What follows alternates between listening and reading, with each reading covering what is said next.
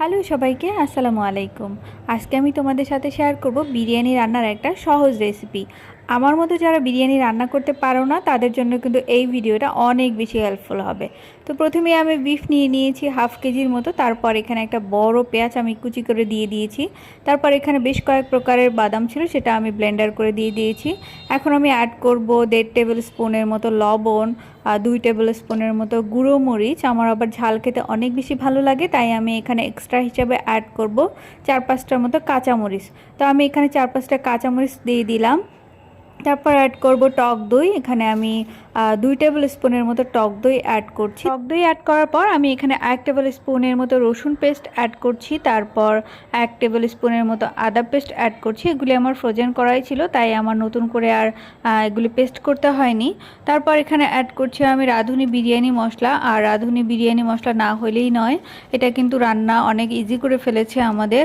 তো তারপর এখানে অ্যাড করছি আমি আগে থেকেই পেঁয়াজ বেরেস্তা করে রেখে দিয়েছিলাম, তো সেটা আমি জাস্ট অল্প পরিমাণে একটু চিনি দিয়ে হাত দিয়ে মানে চাপ দিয়ে ভেঙে দিব। আর কিন্তু মাংসের ভেতরে মশলা অ্যাড করা একদমই কমপ্লিট। এখন আমি যেটা করব, পরিমাণ মতো কিছুটা তেল নিয়ে মাংসটা কিন্তু খুব ভালো মতো আমি হাত দিয়ে মেখে দেব।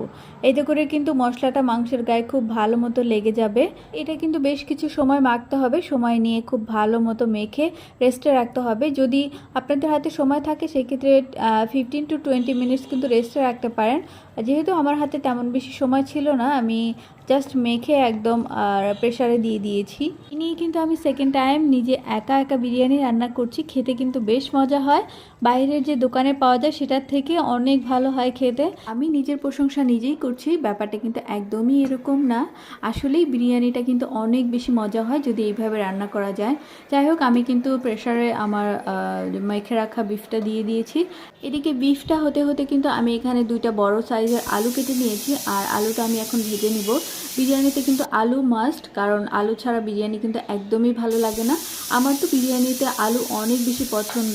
ইভেন তো আমার ভাই বোনও বিরিয়ানিতে আলু অনেক বেশি পছন্দ করে। আমার মতো কে কে বিরিয়ানিতে আলু বেশি পছন্দ করেন কমেন্টে কিন্তু অবশ্যই জানাবেন। তো আমি আলুটা কিন্তু এখানে অল্প একটু মরিচ গুঁড়ো, হলুদ গুঁড়ো আর লবণ দিয়ে মেখে আমি একটু ফ্রাই করে নিব। আলুটা কিন্তু অলমোস্ট 80%-এর মতো সেদ্ধ করে নিতে হবে, নতুবা কিন্তু বিরিয়ানিতে দেওয়ার পর এটা অনেকটাই কাঁচা থেকে যাবে। যাই হোক, আমার ওইদিকে আলু হতে হতে আমি কিন্তু এখানে চাল মেপে নিচ্ছি। আমি এখানে 3 পট চাল ইউজ করছি, আর আমি ব্যবহার করছি এখানে চাষি যে চিনিগুড়া চালটা আছে সেটা, কারণ এই চালটাই আমার অনেক বেশি ভালো লাগে। আর আরেকটা ফেভারিট পার্ট এই ভিডিওর, সেটা হচ্ছে আমি কিন্তু আমার নতুন ফ্রাই প্যানেই আজকে বিরিয়ানিটা রান্না করব। গতকালকেই কিন্তু আমি এটা কিনে নিয়ে এসেছি টপারের শোরুম থেকে, একদমই নতুন।